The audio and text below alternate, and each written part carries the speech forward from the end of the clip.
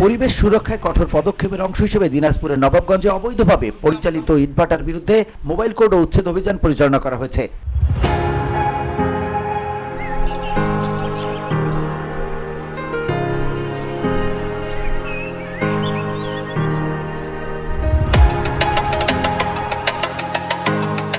গেল বুধবার নবাবগঞ্জ উপজেলা প্রশাসন এবং পরিবেশ অধিদপ্তর দিনাজপুরের উদ্যোগে নবাবগঞ্জ উপজেলা সহকারী কমিশনার ও নির্বাহী ম্যাজিস্ট্রেট মুনতাসির মাহফুজের নেতৃত্বে এই অভিযান পরিচালনা করা হয়।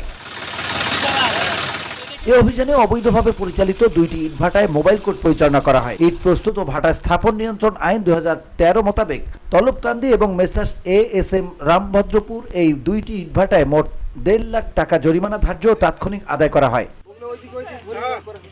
র্যাব 13 ব্যাটালিয়ন, নবাবগঞ্জ থানা পুলিশ ও ফায়ার সার্ভিসের সদস্যরা অভিযান পরিচালনায় সার্বিক সহযোগিতা করেন। VOD Bangla news desk.